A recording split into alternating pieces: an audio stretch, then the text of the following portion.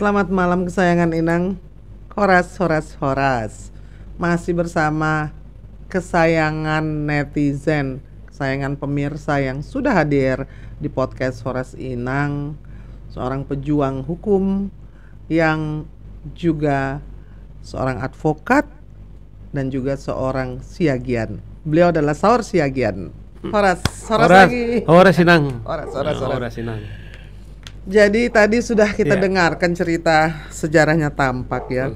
Jadi menurut Itoku ini dampak dari kematian Joshua ini luar biasa. Sangat luar biasa. Bukan hanya terhadap Ito yang kemudian membentuk Tampak. Ada yang bisa Ito ceritakan? Bagi saya pribadi dan juga kawan-kawan ada harapan darah Yosua sebagai martir untuk ada harapan tegaknya hukum. Misalnya begini, kita harus akui peristiwa ini kan sangat mengguncang kepolisian, tapi sekaligus juga mereka berusaha sekarang untuk membenahi diri. Mau tak mau ya? Mau tidak mau, tak mau gitu loh. Jadi Tampak misalnya kami sudah mengajukan judicial review soal undang-undang kepolisian. Kita misalnya berpikir tidak berhenti di kematian Yosua, kemudian saudara Ferdy Sambo, istrinya, dan beberapa yang kena obstruction of justice. Tapi kita cinta sama institusi kepolisian ini. Bagaimana mereformasi bukan saja kultur di kepolisian yang memang sangat syarat suap menyuap, kemudian juga bagaimana mereka memperdayakan anak buahnya, banyak kekerasan juga. Tapi kita berharap juga secara kelembagaan. Misalnya begini, orang kan belum pernah menguji misalnya soal diskresi penembakan itu misalnya. SOP-nya ya. SOP-nya seperti apa? DUF. Ya kan kalau di TNI itu rule of engagement. Jadi kan karena selama ini kan sangat subjektif kan ya. Kalau orang melarikan diri, kemudian kalau ada dugaan ancaman, ini kan sangat subjektif gitu loh. Dan saya kira itu juga kalau tidak diperbaiki, saya bayangkan akan sangat merusak kepolisian. Saya dalam beberapa waktu yang lalu saya mengatakan polisi ini jauh lebih rusak daripada organisasi preman sekali kalau kita nggak perbaiki gitu loh. Ya, sebab banyak kekerasan, banyak pelanggaran HAM ya. Karena mereka dipersenjatai oleh negara. Kalau mereka tidak becus menggunakan senjata ini, ya sama dengan apa yang terjadi kepada saudara Ferdy Sambo sendiri. Bagaimana alat persenjata yang kita danai membunuh orang ajudan yang telah mengabdikan kepada dia, kemudian juga keluarganya. Jadi ini saya kira harus kita perjelas, Inang. Di rumah dinas ya di kan. Rumah dinas. Lalu ada kanjuruhan walaupun bukan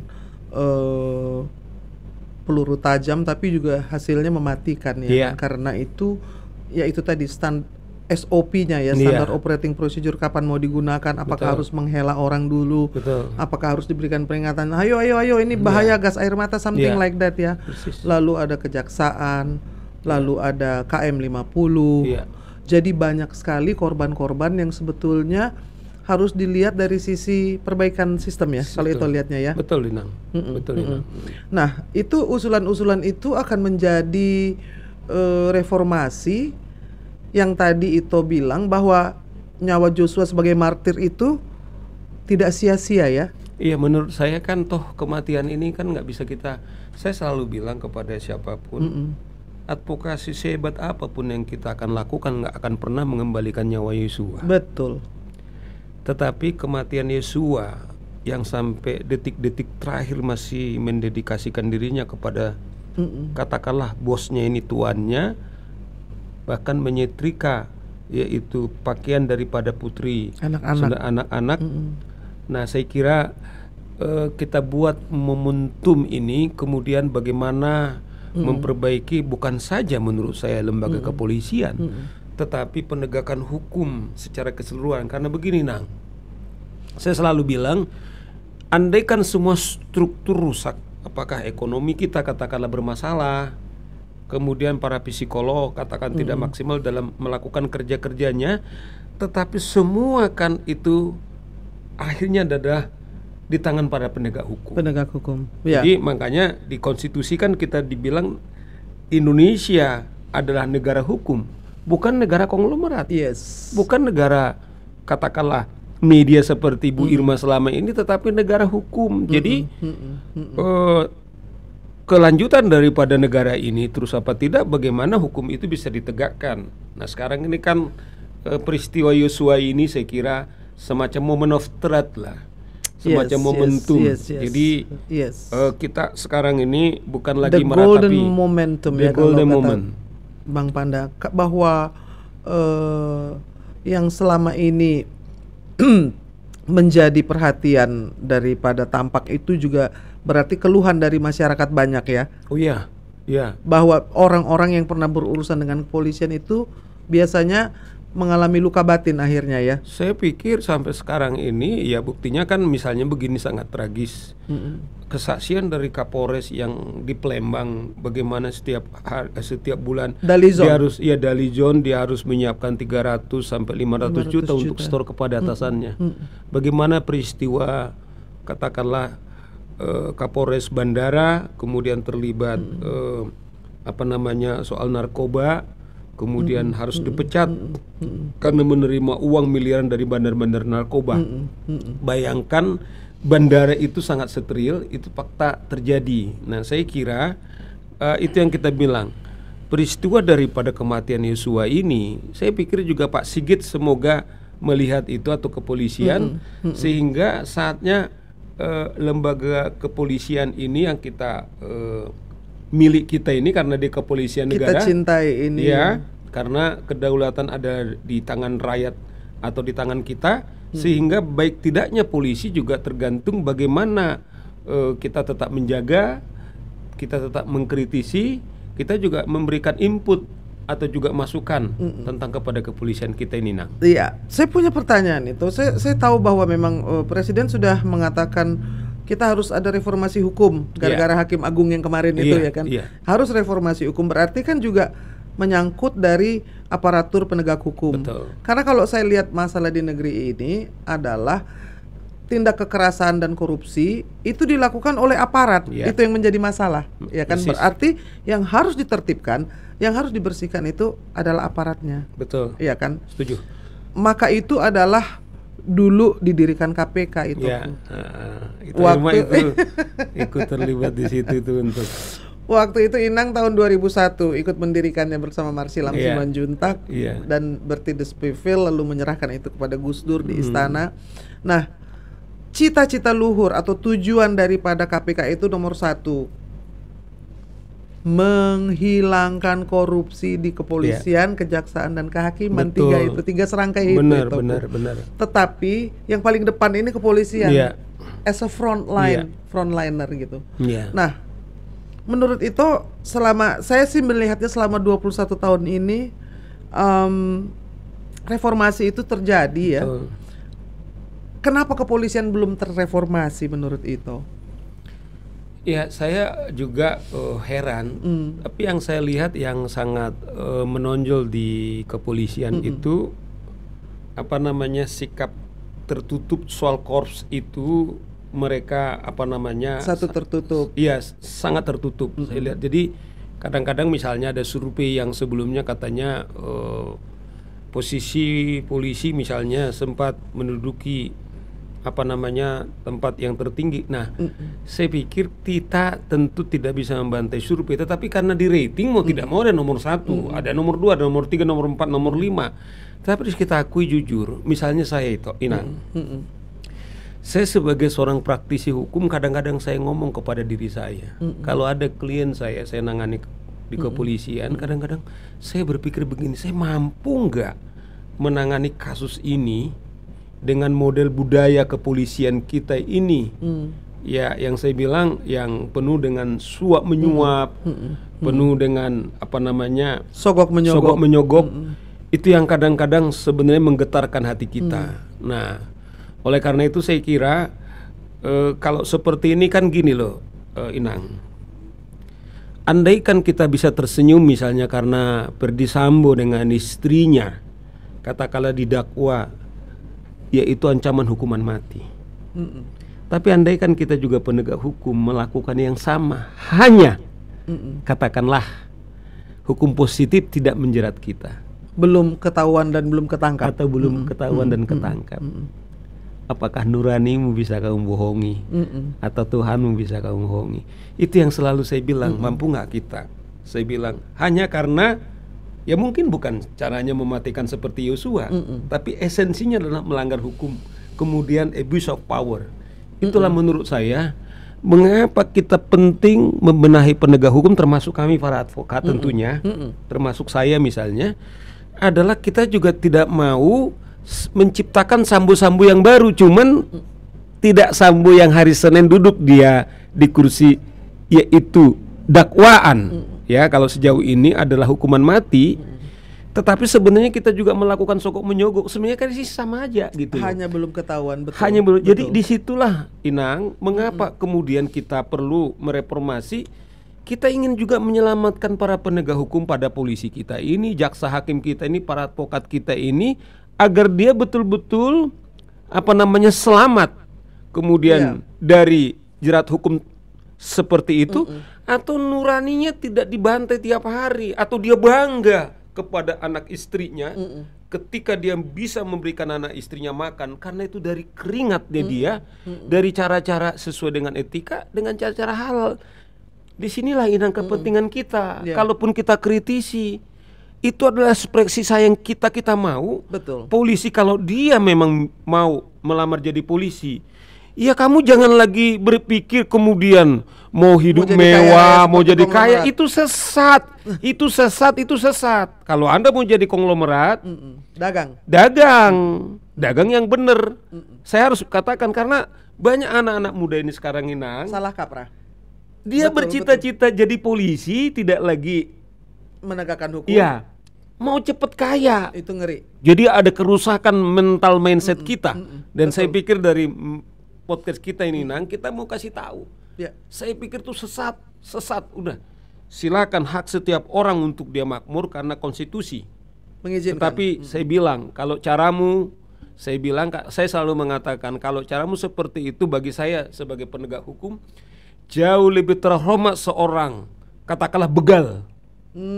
Bagi saya baru mau bilang tukang batu, ternyata begal. Begal. Enggak, tukang batu mulia. Kalau begal daripada seorang, apakah itu penegak hukum, advokat, pengacara, hakim, Anda kaya dengan pemeras, kalau bagi saya sendiri itu Inang, jauh lebih mulia sebagai seorang begal. Atau zaman dulu itu namanya ada kapak merah zaman dulu. Itu posisi saya Inang. Karena penjahat ketahuan dia terlihat sebagai penjahat dan ancamannya mati. Tetapi Anda pakai toga Anda, pakai seragam, Anda pakai senjata seragam Anda itu untuk menutup kejahatan Anda, diberi gaji, kemudian dikasih kebutuhan dari alas kakimu sampai dengan ke kepalamu, tapi kamu gunakan untuk kejahatan. Itu yang menurut saya adalah jauh lebih terhormat seorang begal sekalipun. Saya sepakat. Jadi gini, Itoku, bahwa kita melihat bahwa memang ada tempat-tempat atau institusi termasuk kepolisian yang persemayannya itu sudah persemayan bejat, sehingga orang baik pun susah untuk bisa bertahan di sana ya. Tadi yang Itoku bilang bahwa itu menjadi serba salah. Nah, peran advokat dalam hal ini yang tadi Ito katakan bahwa bisa saja advokat itu menegakkan nurani tanpa harus terbawa permainan yang bejat, yang sesat, yang memang sogok menyogok. Nah, apakah ini yang mau didorong tampak? Dan menurut itu pengalaman secara umum, berapa banyak sih pengacara yang masih memakai hati nurani dan ingin bikin betul penegakan hukum saya ini? Tidak berani bicara soal angka-angka Inang Irma. Atau mesti kita survei? Ya mungkin itu perlu cuman emang dari awal tampak ketika kami bentuk, kemudian kita komit, Tuhan kasih kita profesi. Tetapi pada saat yang sama juga kita berbagi tentang tenaga pikiran kita ini juga membantu orang-orang tertindas. Dari awal kita tidak mau menerima uang dari siapapun kecuali dari keterbatasan yang kita miliki ini, kita membayar diri kita sendiri. Jadi tampak dari awal ketika kita bentuk supaya terjaga keluhuran kita, ketulusan kita. Kita tidak mau kemudian meminta dari siapapun kecuali di antara kita sendiri, dan itu pun sejauh kemampuan kita. Luar biasa. Itu prinsip kita, Inang, Irma. Karena ya itu tadi, uang suap menyuap dan lagu kalau dijadikan sebagai tujuan, maka itu akan mengaburkan cita-cita yang luhur ya. Ya, menurut seandainya sudah ada keterlibatan itu. Nah, itu kan bukan hal yang gampang ya itu.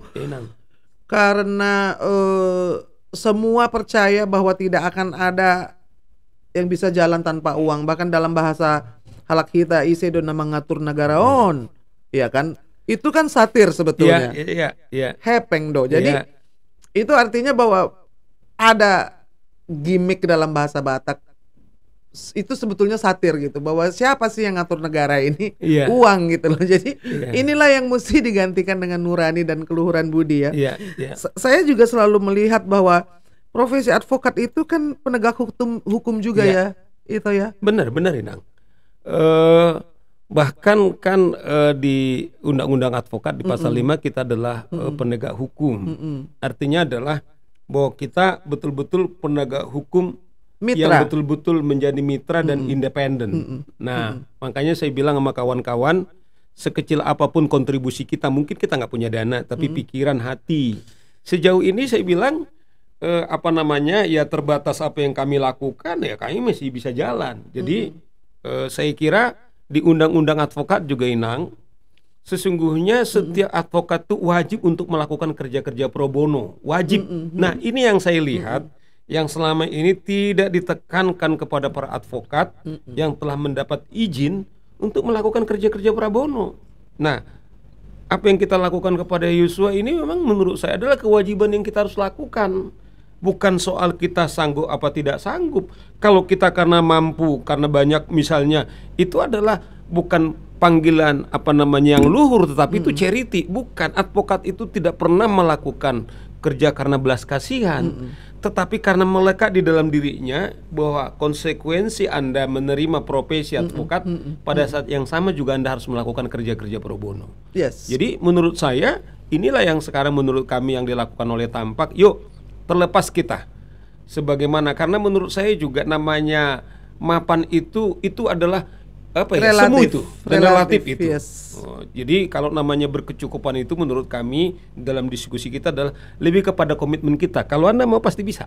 Ya, itu luar biasa karena begini, saya melihat bahwa sekarang ini gara-gara kasus Joshua kesayangan Inang semua membuka mata begitu banyak orang. Bukan hanya penegak hukum, bukan hanya para advokat, tetapi juga rakyat atau publik secara keseluruhan, secara umum yang melihat bahwa orang-orang hebat nih seperti Saur Siagian, Kamarudin Simanjuntak ya, yang tidak bergelimang harta benda, tidak menunjukkan hedonisme dan lain-lain, itu menjadi pujaan bangsa. Itu menurut saya sesuatu yang tidak bisa dibeli dengan uang, dan saya percaya itu aku.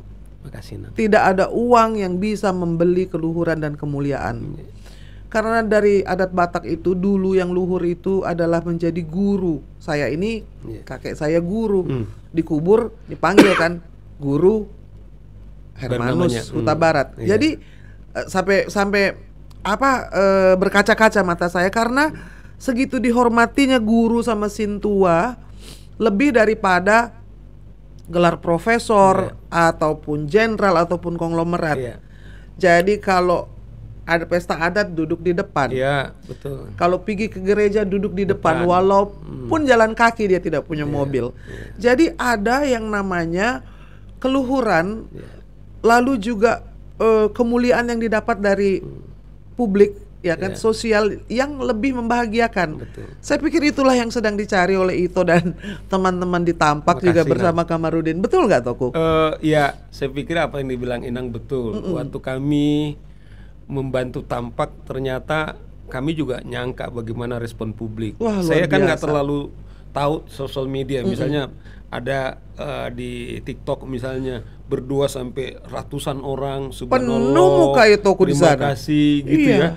Jadi saya merasa Aduh, saya kira nggak ada bayaran yang lebih besar menurut saya itu kita didoakan oleh orang lain. Jadi, itu yang kami rasakan di Tampak ya sebenarnya small thing gitu loh, hanya bagian kecil, tapi kami bersyukur misalnya publik harapannya untuk penegakan hukum itu jadi lebih kuat, orang lebih kritis, kemudian negara juga merespon. Bukan cuman itu. Ada idola baru. Ampun. Itu betul, ada idola baru bahwa pengacara itu juga bisa keren, bisa menjunjung etika. Ini apa artinya itu kok? Officium nobilum ya? Iya, officium nobile. Officium nobile artinya adalah satu profesi yang mulia atau luhur. Seperti guru. Iya kan? Iya. Kalau guru itu udah pasti mulia, kalau pengacara kan tanda tanya. Nah, beliau-beliau inilah yang akan menjawab tanda tanya itu dan menunjukkan kepada publik ini kita juga bisa jadi mulia. Itulah yang dilakukan oleh Tampak, Kamarudin Simanjuntak dan teman-teman, dan juga ada beberapa lawyer dari Horas Bangso Batak dan dari PBB Pemuda Batak Bersatu. Saya pikir itu buat saya juga memberikan secercah cahaya di tengah gelapnya penegakan hukum ini, Itoku. Betul nggak? Memang sesungguhnya dalam putusan daripada Mahkamah Agung kan disebut juga advokat itu auxiliary state organ. Sebenarnya dia organ negara yang sebenarnya tidak ada di konstitusi. Jadi sebenarnya ketika kita melakukan kerja-kerja kita sesuai dengan sumpah kode etik, sebenarnya kita adalah dapat predikat bukan saja kerja-kerja luhur atau kerja yang mulia, tetapi juga sebagai negarawan. Saya selalu bilang seperti itu. Negarawan dalam konteks apa? Bayangkan kita penegak hukum, kan negara ini negara hukum, bukan negara militer, bukan negara agama. Jadi ketika kita menjalankan profesi kita, katakanlah para advokat, sesuai dengan janji kode etiknya, pada saat yang sama sesungguhnya dia adalah sebagai satu negarawan, karena memang kita adalah organ negara yang tidak ada di konstitusi. Jadi maksud saya begini toh, kalau kita misalnya beginilah, kecil yang kita lakukan kepada Yosua, tapi dampaknya kemana-mana, itu membangun harapan. Nah saya pikir andai kan kita katakanlah dibayar oleh satu perkara dengan bayar X misalnya, ya paling kita tahu orang X, tetapi kerja-kerja seperti mulia, mewakili. Jadi yang saya lihat selama ini, Inang, ketika kita misalnya bertemu atau orang berdiskusi atau memberikan kesaksian kepada kita, apa yang kita lakukan advokasi kepada Yosua itu seperti membangun apa yang menjadi perasaan daripada sebagian besar rakyat Indonesia. Nah, tentu itu meneguhkan hati kami. Ternyata sekecil apapun itu bisa ternyata berdampak kepada publik. Itulah yang kami dengar, dan itu juga menguatkan kami. Nah kalau kita misalnya ketahuan, saya misalnya katakanlah Inang Irma membangun KPK, tapi saya hampir 10 tahun kan mendampingi mereka, menjadi pengacaranya Abraham Samad, Bambang Wijayanto, Novel Baswedan, Agus Raharjo, Saud Situmorang. Kita itu nggak dapat Rp1, tetapi kita berharap dengan KPK ini kuat, ada harapan penegakan hukum di lembaga yang lain. Quote, kemudian mereka jadi bersih, itu harapan kita gitu loh. Dan ya saya hanya mengatakan sama orang-orang, coba bayangkan, andai kan tidak ada kawan-kawan advokat mendampingi kawan-kawan kita para komisioner, ketika mereka katakanlah bermasalah hukum, tidak laku jenderal di sana, tidak laku konglomerat di sana, tetapi yang relevan mendampingi untuk mendapatkan keadilan adalah advokat. Sebagai salah satu penegak hukum. Disitulah yang saya bilang sama kawan-kawan, yang fungsinya vital ya. Ya, sangat vital. Ya toh, sama dengan sekarang ini. Kita bersyukur kepada publik, kepada tangisan daripada Ibu Yosua, tantenya Yosua, kemudian mencoba untuk membuka ini. Kemudian publik, wartawan, media merespon. Kemudian kami diajak wawancara. Luar biasa. Itu yang saya bilang, kemuliaan kepolisian kita, penegakan hukum kita sekarang hari-hari ini adalah di para orang-orang awam, di publik, di para pers, di jurnalis. Makanya saya selalu bilang, saya Ya, hanya kepada Inang aja agak terlambat karena kondisi-kondisi tertentu. Saya selalu bilang kita harus layani jurnalis tanda kutip yang sangat profesional, yang setengah profesional, karena melalui mereka lah kemuliaan penegakan hukum kita kembali, yaitu dengan dibongkar rekayasa, yaitu peristiwa Duren 3 yang penuh rekayasa. Saya selalu bilang kayak kemarin tuh, setelah P21 tahap 2, yang apa yang perlu kita apresiasi? Saya ditanya Inang, saya bilang kita apresiasi pertama adalah publik, dan kita minta betul publik sampai terakhir ini mengawasi, karena godaan untuk kembali kepada sifat lama itu pasti ada gitu loh. Jadi kalau ke publik misalnya lengah lagi, misalnya sekarang di persidangan ini,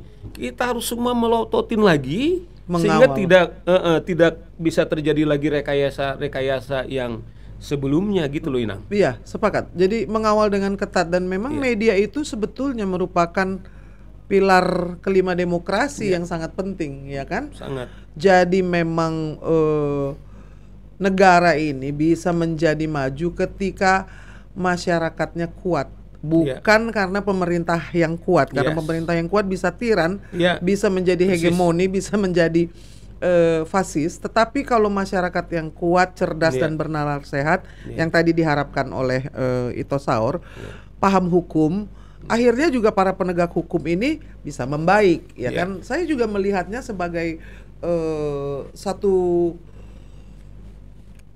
faktor yang luar biasa pentingnya, yaitu media yang Ito bilang tadi. Jadi ada advokat, lalu ada jurnalis. Dan sekarang ini kan ada medsos ya, ada podcast yang bisa mendidik. Makanya saya bilang saya berterima kasih karena podcast ini menyuarakan kebenaran, pemersatu bangsa, juga membuat netizen menjadi pandai. Itu cita-citanya kan tadi ya, Itoku. Kalau kita bicara soal KPK ya, itu kan seperti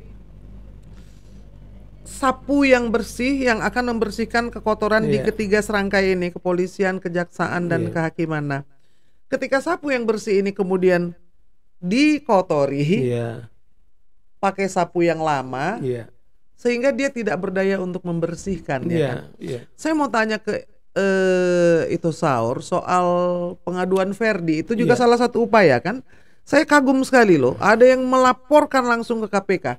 Jadi memang kan kita dari awal dugaan uang beredar di seputar kematian daripada Yosua itu kan sangat masif, luar biasa, sangat masif.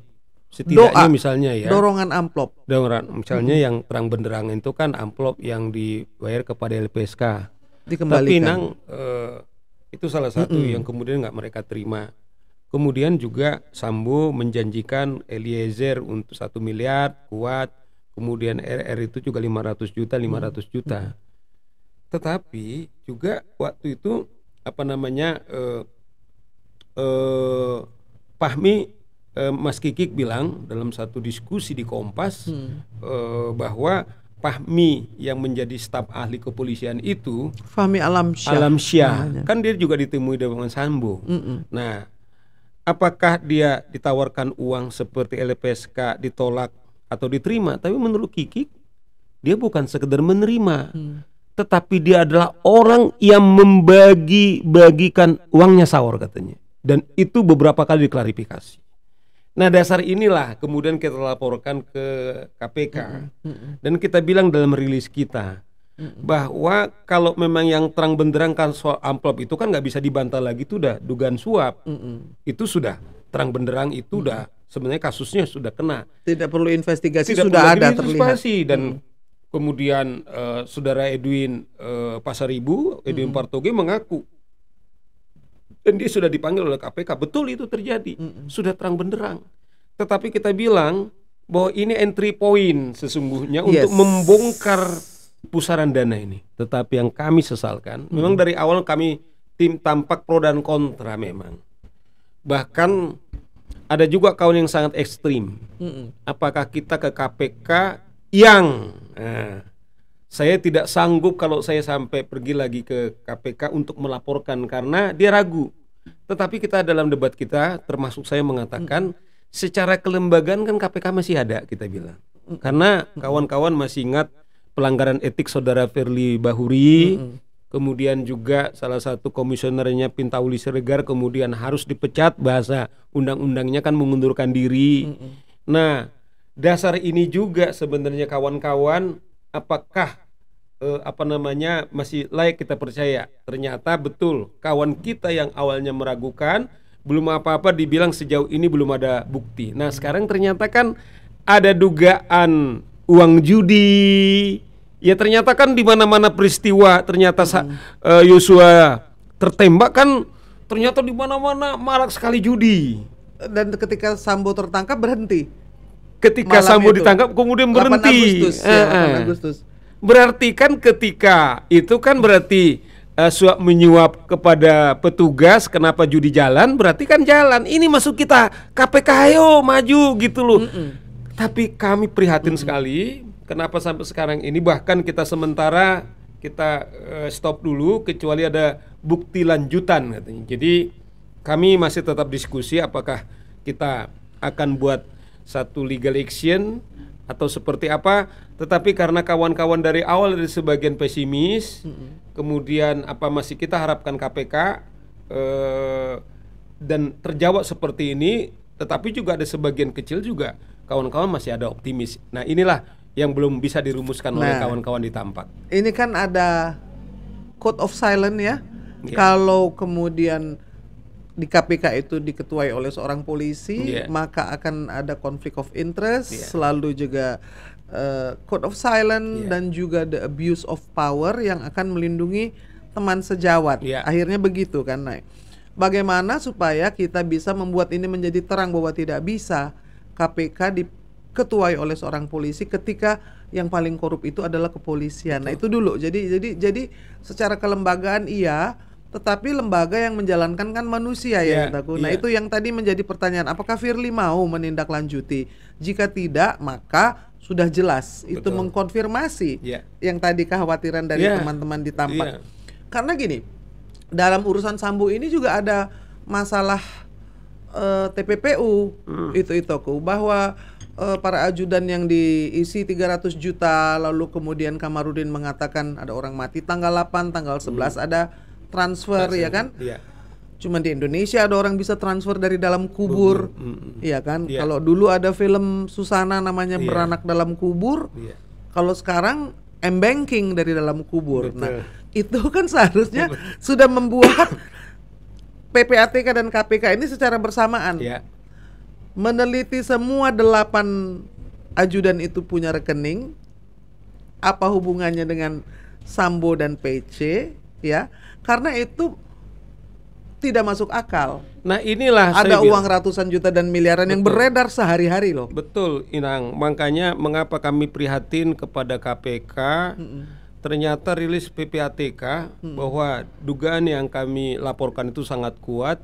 Ada sekitar 150 triliun satu tahun peredaran uang menurut PPATK, yaitu transaksi judi online. Sebenarnya ini yang kita bilang kepada KPK. Dan KPK juga kemudian mengutip berita yang sama ketika mengatakan press release bahwa Pak Lukas NMB katanya diduga menggunakan uang sekitar 550 juta ke meja judi. Mengapa KPK kemudian tidak menangkap 150 triliun yang sebagian itu ke rekening daripada polisi ditindaklanjuti? Ini yang dari awal kita bilang KPK. Mengapa kita bilang ini hanya entry point ini soal coklat yang kepada LPSK? Ternyata PPATK mengatakan ada 157 triliun. Sebagian adalah kepada rekeningnya daripada polisi. Artinya adalah soal dugaan korupsi itu sangat kuat. Makanya di situ dari awal dan tiba-tiba sekarang ini tidak ada progresifnya, dibilang bukti tidak kuat. Masa kepada pelapor dibebani kecuali KUHAP, kemudian pelapor diberi hak untuk menyidik. Ya kami melakukan penyidikan. Yang kami dilakukan adalah setiap orang bertanggung jawab sebagai penegak hukum wajib melaporkan kalau ada dugaan. Betul. Itulah hak eksklusif kita. Tapi setelah itu yang diberi wewenang adalah menindaklanjuti, melakukan penyelidikan. Penyelidikan adalah penegak hukum. Karena kita tidak punya mandat, tidak punya alat sadap, tidak punya pasukan, dan juga tidak punya institusi yang memang tugasnya melakukan itu. Jadi aneh ya itu ya. Bagaimana kita mengorganisir, menyiapkan ongkos kita itu, uang parkir kita danain sendiri. Itu saya dari awal itu sudah merancang bagaimana supaya bisa efektif ya. Ketika KPK kemudian fokus untuk membersihkan satu institusi kepolisian saja, maka negeri ini akan jauh lebih baik itu. Itulah yang dilakukan di Hong Kong, ICAC, Independent Commission Against Corruption, Hong Kong. Tahun 73 korupsi di Hong Kong itu sama seperti korupsi di Indonesia seperti ini. Orang mau memadamkan kebakaran saja, ini ya, coy artinya. Air itu sama dengan uang. Jadi nih Toku, sudah kepanggang lah itu keluarga kita di atas, brandware-nya begini tapi airnya nggak keluar. Harus dikasih uang dulu. Uang diterima, baru air keluar. Kalau nggak mati itu orang semua. Segitu buruknya. Penegakan hukum ataupun juga semua institusi dari mulai pemadam kebakaran, tetapi polisi yang paling parah tahun 1973. Selama 10 tahun yang mereka kerjakan itu hanya memberesi kepolisian ini. Setelah kepolisian beres, baru kejaksaannya. Nah, kebetulan hakim mereka itu tidak tersentuh. Masih memakai cara Anglo-Saxon. Tidak berani bicara sama hakim. Gajinya jutaan dolar, sangat berwibawa dan tidak pernah ada yang berani menyogok bahkan menemui hakim sekalipun. Jadi ada keuntungan lah. Sistem peradilan yang bersih, tetapi kepolisian yang parah seperti mafia.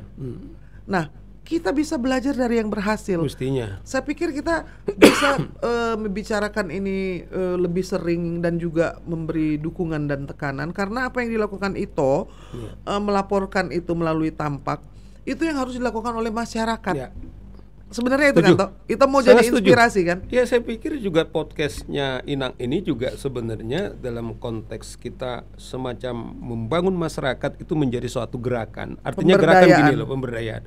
Misalnya gini, kalau mereka berhubungan dengan polisi, kita tahu misalnya itu tidak benar, kamu memberikan uang sogok menyogok misalnya, ya kita juga harus peringatkan keras juga kepada publik bahwa kamu juga jangan ikut merusak kepolisianmu, terlebih merusak dirimu sendiri gitu loh. Jadi artinya sisi lain kita juga dorong kepolisian kita bersih, tetapi karena polisi ini adalah polisi negara yang berdaulat di negara adalah publik atau rakyat, rakyat juga harus juga membenahi dirinya. Sebab kita nggak boleh juga kita tuntut, tetapi kita juga melakukan, kalau Inang bilang tadi, bagaimana kita menyapu dengan sapu kita kotor, tetapi rakyat juga yang mau menyapu itu juga kotor. Kita jangan harus mentolerir, harus say no to corruption.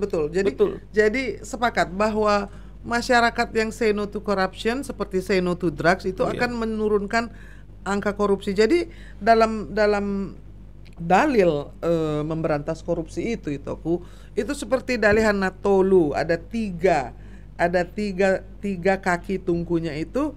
Yang pertama adalah law enforcement, the second one is the prevention atau improvement of the system, the third one is public education. Artinya penegakan hukum inilah yang harus, bahwa yang dihukum cost of corruption-nya harus tinggi. Bukan orang korupsi 1 triliun dihukumnya cuma 2 tahun atau 5 tahun nanti potong-potong.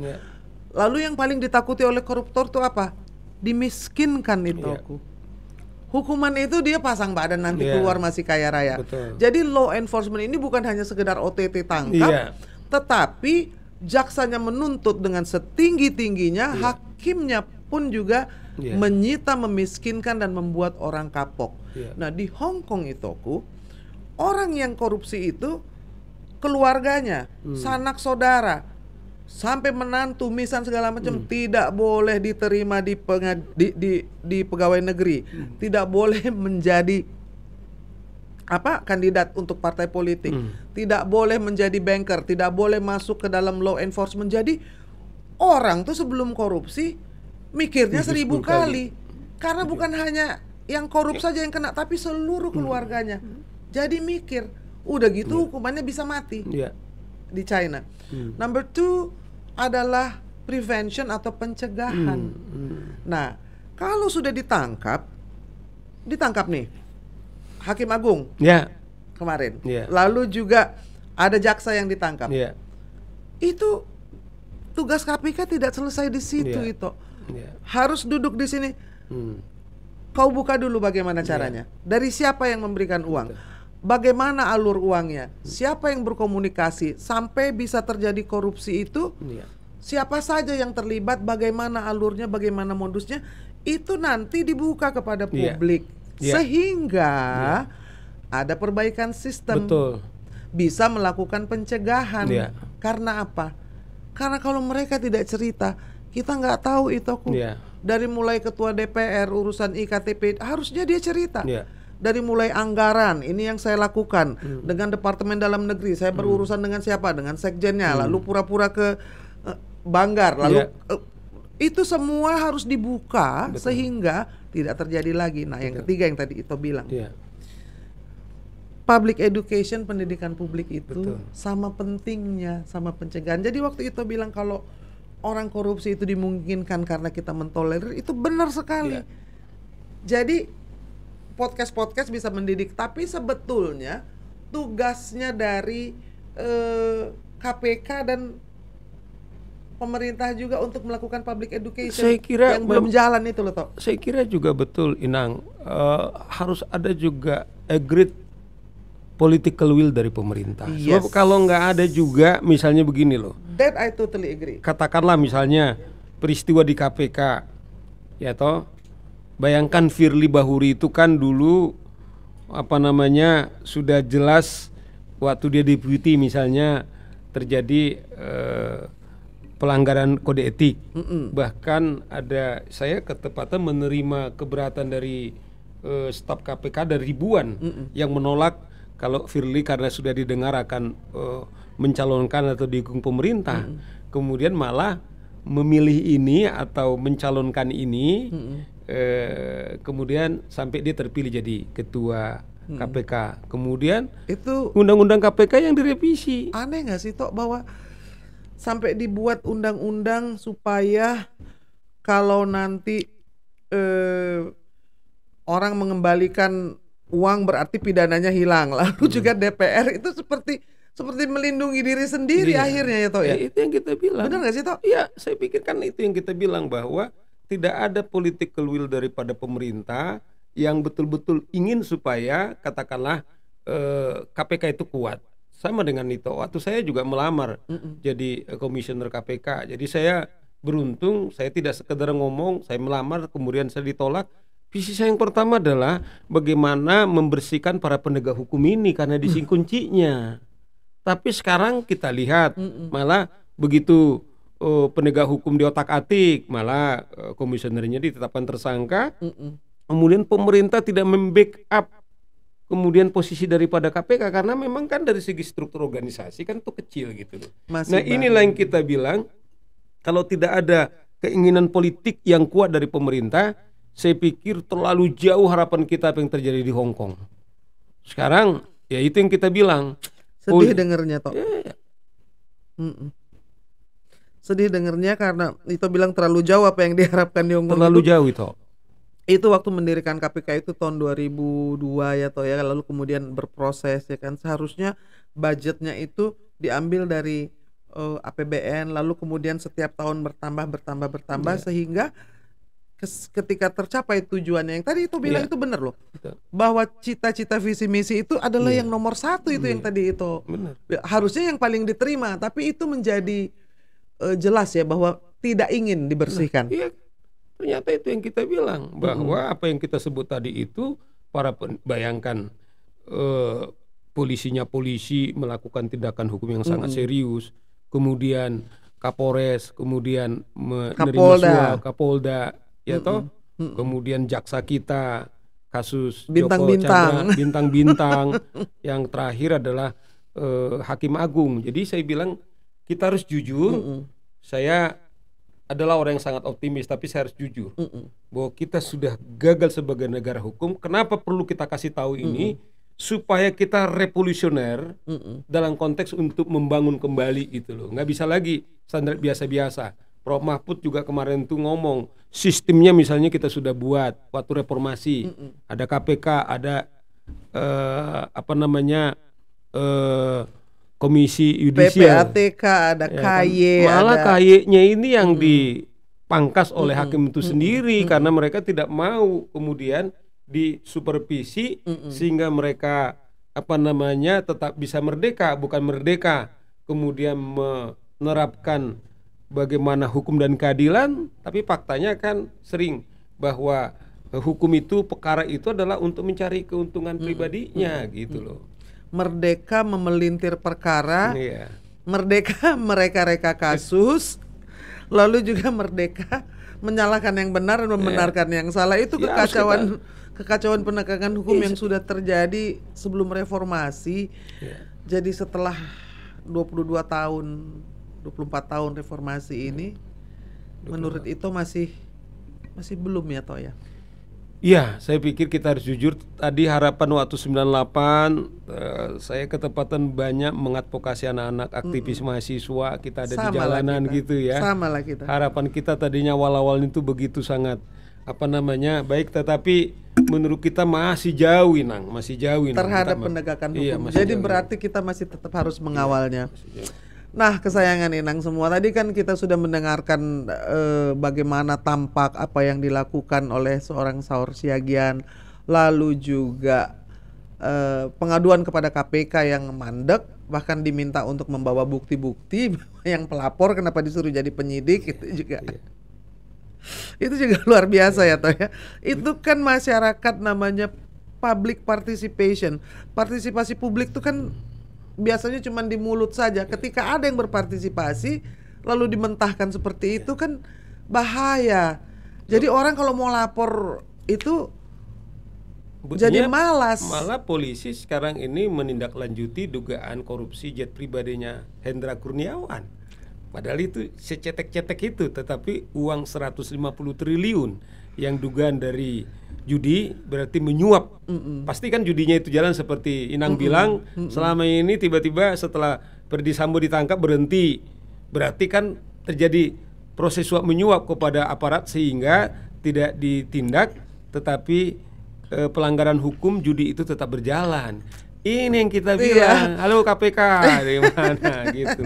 Judi online langsung berhenti gitu karena bos ketangkap tuh, tiarap dulu, mau masang malam ini nggak bisa masang gitu. Nah soal jet pribadi itu sebetulnya Itoku, kalau betul-betul diteliti itu bisa menjadi jalan pembuka.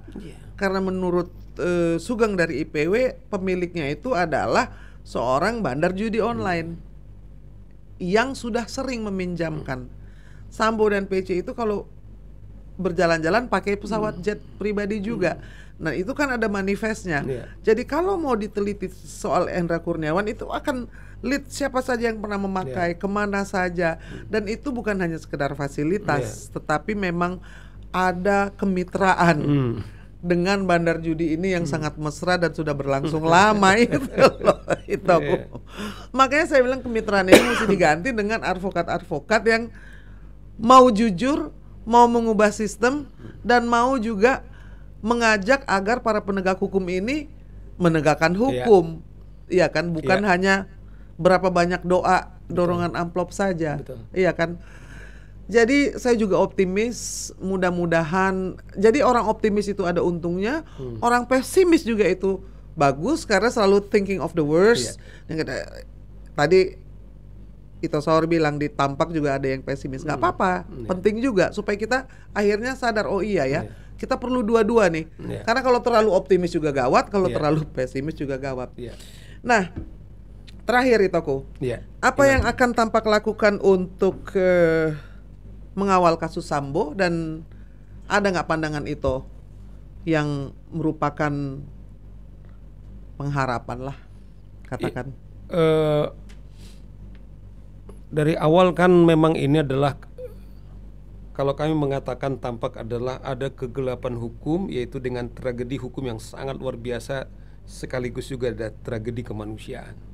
Dan kalaupun ini terungkap adalah karena publik kemudian ikut berpartisipasi, yang mengembalikan kemuliaan daripada penegak hukum kita kepada kepolisian. Jadi Tampak yang pasti hari Jumat ini kami melakukan audiens kepada KY supaya tetap memantau. Terima kasih. Kami kembali karena memang penegakan hukum kita tidaklah amat-amat baik. Itu fakta. Nah, itu oleh karena itu bilang begitu. Ya kan? Oleh karena itu kalaupun kami misalnya mendorong kemarin tuh misalnya supaya Komisi Kejaksaan tetap terlebih-lebih publik dan pers, sehingga rasa keadilan ya tentu kepada semua orang, tentu kepada terdakwa ini juga, tetapi terlebih kepada keluarga Yosua ini dan juga publik. Karena gini, peristiwa Sambo ini bukan masalah semata-mata pribadinya, tetapi ada luka yang begitu besar kemudian ke publik. Karena apa? Hukum kita tidak berjalan dengan baik. Nah, melalui kasus ini kita berharap jadi ada efek dominonya. Dengan kasus ini kemudian penegakan hukum kita jadi ada perbaikan, membaik. Misalnya Tampak hari Senin juga akan ikut memantau langsung juga. Di samping kami juga akan melakukan advokasi yang lain. Yes. Jadi PN Jaksel ya? Iya. Oke. Jadi sehingga kita konsisten mengawal ini sampai bukan saja di pengadilan, tetapi sampai putusan akhir inkrah, sehingga momentum seperti saya bilang, Yosua kita mau teriak-teriak, mau berapa lama kita podcast, kemudian tidak akan pernah mengembalikan nyawanya Yosua almarhum, tetapi biarlah nyawanya kemudian kematiannya menjadi martir, sehingga penegakan hukum ini bisa berjalan dengan baik, rasa keadilan masyarakat secara keseluruhan 270 juta rakyat Indonesia kemudian ada merasa perlindungan karena penegak hukumnya baik. Itu harapan daripada kami, Inang. Luar biasa, luar biasa. Saya itu dari pertama terkesima dan juga akhirnya apa yang diharapkan oleh Saur Siagian dari Tampak adalah harapan kita semua.